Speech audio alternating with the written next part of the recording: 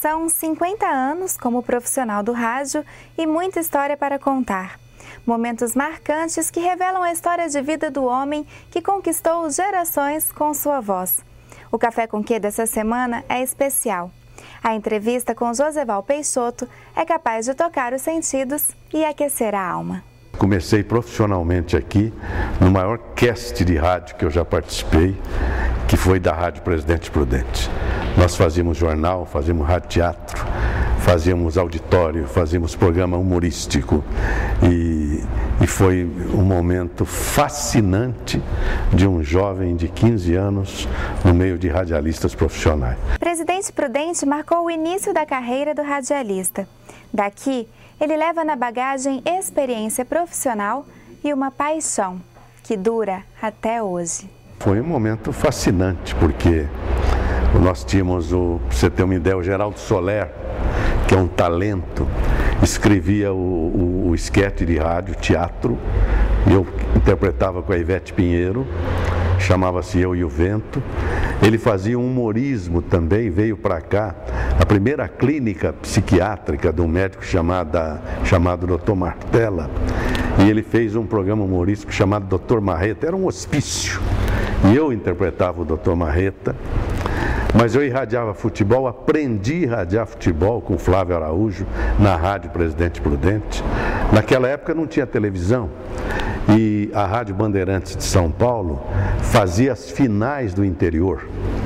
E naquele ano, 1959, eu então já tinha 20 anos de idade, o Edson Leite veio narrar a final, que toda a cidade se lembra, o pessoal do meu tempo. Corinthians ganhou do Bragantino de 4-1 e subiu para a divisão especial.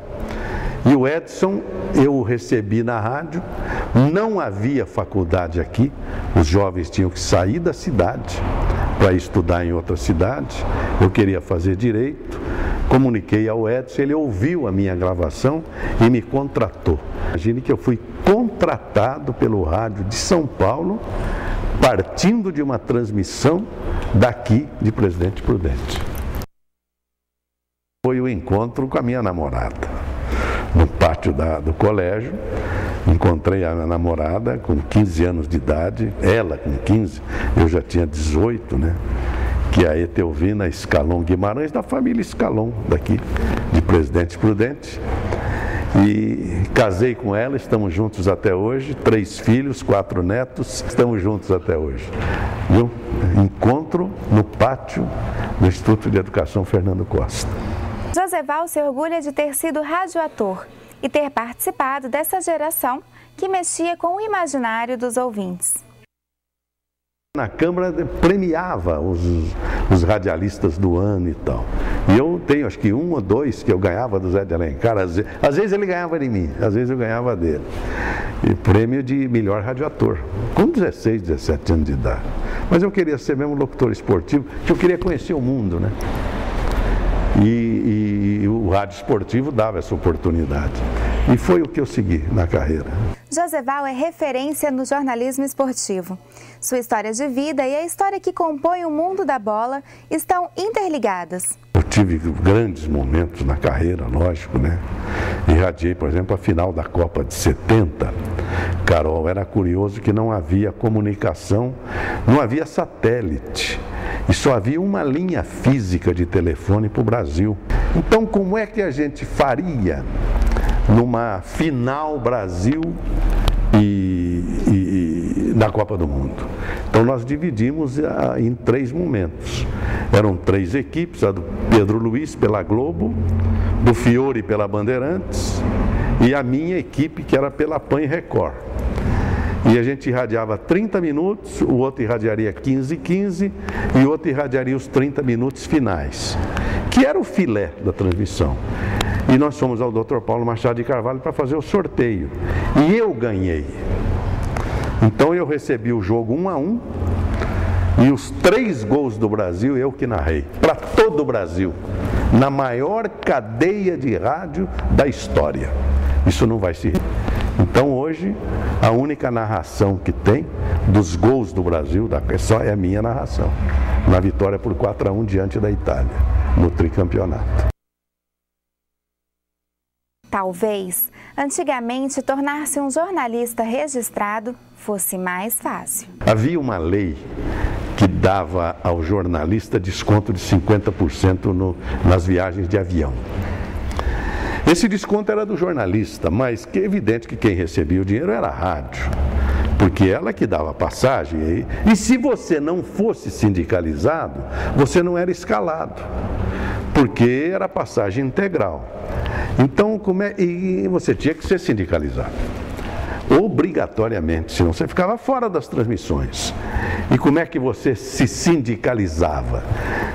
Como no meu caso, não tinha faculdade, eu peguei uma carta do diretor comercial, que na verdade era o caixa.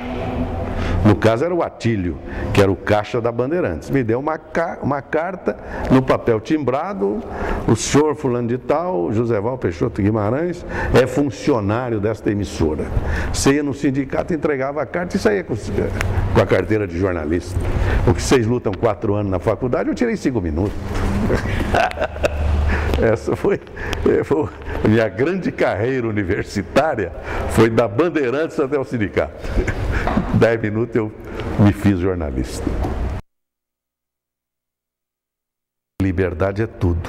Nós estamos no momento em que precisamos alterar algumas legislações. Por exemplo, o Tribunal Superior Eleitoral, já questionei isso com o ministro Marco Aurélio, do Supremo Tribunal, quando ele presidia o TSE. A lei eleitoral brasileira, por exemplo, proíbe o povo de se manifestar em ano de eleição no rádio.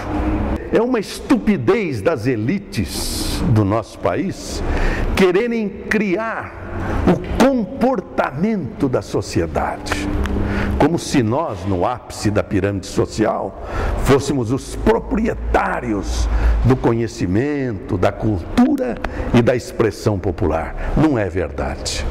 Nós precisamos de mais liberdade, permitir que o povo se manifeste, sim. Nós somos limitados por uma ação que tem que ser mudada em nosso país. O Supremo acaba de tornar inconstitucional a lei de imprensa. Nós precisamos de uma lei de imprensa, porque não podemos, nós jornalistas, sermos levados às barras dos tribunais como um caluniador comum. O professor Darcy de Arruda Miranda escreveu um livro sobre lei de imprensa, em que ele tem uma frase fantástica. Ele fala: o jornalista não pode ser comparado a um boquirroto de esquina, porque ele fala sobre o império da urgência.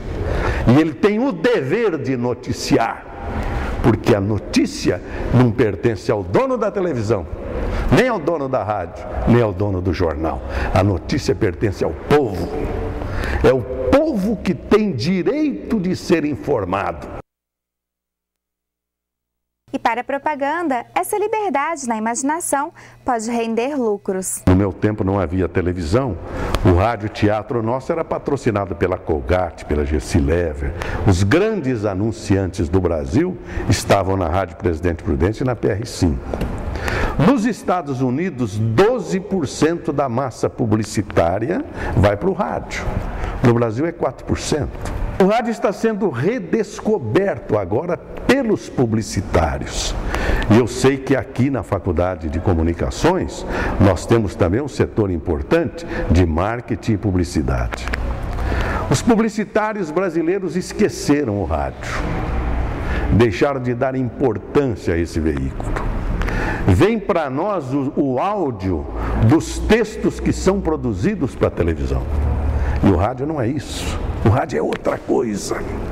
Tanto que a Jovem Pan destaca lá um programa na Jovem Pan Online, entrevistando publicitários, e o grande publicitário Décio Clemente está no ar sempre chamando a atenção para que o texto de publicidade do rádio tem que ser específico para o rádio. Vou te dar um exemplo. A famosa publicidade do pombo paulista. A Eletropaulo queria fazer uma propaganda para que as senhoras não esquecessem ferro ligado. E ele botou um homem interpretando: eu sou o pombo paulista. Eu estou aqui. Ele falava com o povo: aquela menina, ela é importante, não sei o quê. Mas ela esquece o ferro ligado, fica falando com o namorado. Foi um sucesso. A televisão quis fazer isso, não conseguiu. E a publicidade da Sadia, daquela velhinha que chega, fala: como é que é seu nome mesmo? Ele fala Juvenal, o Juvenal quer que ela compre outro produto. Ela vira para ele e fala: nem a pau, Juvenal. A televisão tenta produzir esse texto, não conseguiu. Nem construir a velhinha, nem o Juvenal. Foi um texto exclusivo para o rádio. É fantástico. E os publicitários, hoje eu da altura dos meus 70 anos, 56 como profissional, acho que eu já posso dizer, sem que isso seja uma crítica dura aos publicitários brasileiros. O custo do rádio é infinitamente inferior ao custo da televisão. Agora não dá prêmio, não vai ver o filminho no ar, é o locutor que vai falar, mas o produto vai calar na alma, porque sabe qual é a maior imagem do rádio? É a imaginação do ouvinte, que é mais fantástica do que a realidade. Do rádio para a televisão e da televisão para a internet. Como é que fica essa transformação? Sempre há um espaço para cada veículo no seu devido tempo. O rádio era a diversão, era a televisão da época. A televisão de hoje é o rádio da década de 40 e 50. Vou te dar um exemplo. A Globo deixou no ar durante anos a escolinha do professor Raimundo com Chico Anísio. E foi um sucesso durante décadas, com quase 20 anos no ar.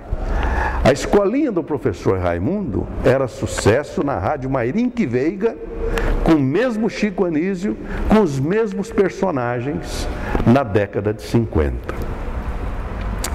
Esse rádio diversão, esse rádio teatro, esse rádio espetáculo mudou. Hoje o rádio é prestação de serviço, basicamente. E a internet que chegou fez o quê? Fez a emissora de rádio ser ouvida no mundo inteiro. Porque pela internet você sintoniza a Rádio Presidente Prudente no Japão. Não precisa de onda curta, porque antigamente era onda curta. Hoje é pela internet. E agora também está chegando o rádio ao vivo, que é os comentários que eu faço no rádio, eu faço também pela televisão. O nosso diretor é o Newton Travesso, que é um dos maiores artistas, um dos maiores diretores de televisão.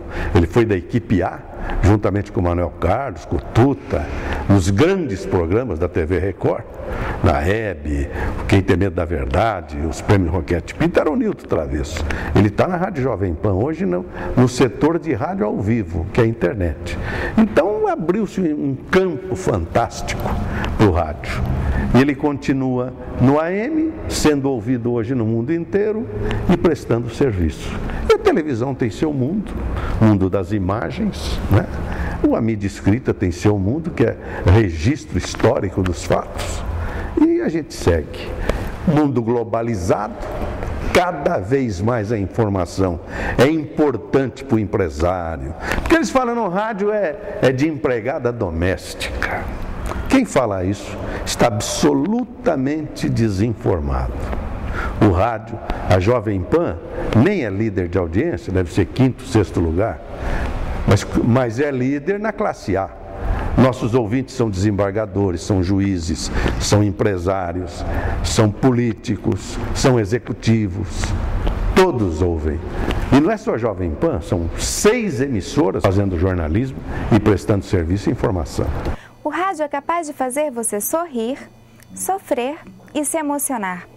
Isso tudo porque o que você é capaz de ver com o rádio está aqui. O que é o rádio para mim? É tudo. É simplesmente toda a minha vida. Eu não consigo me imaginar fora do rádio. Estou lá desde os 15 anos de idade. E a minha vida toda está lá dentro. Eu amo essa profissão. Eu até me emociono, porque o rádio foi tudo. Tudo. Com o rádio, eu construí minha família, eu corri o mundo várias vezes. Ética é a palavra-chave do novo século, do novo milênio, na verdade. É a ética que derrubou o Watergate, que derrubou Collor e que expõe a sociedade brasileira à corrupção do Parlamento Nacional. A ética e a liberdade são as duas matérias-primas do jornalista. É a ética que vai nos obrigar, por exemplo, a proteger o planeta que vivemos, que está sendo destruído a cada momento.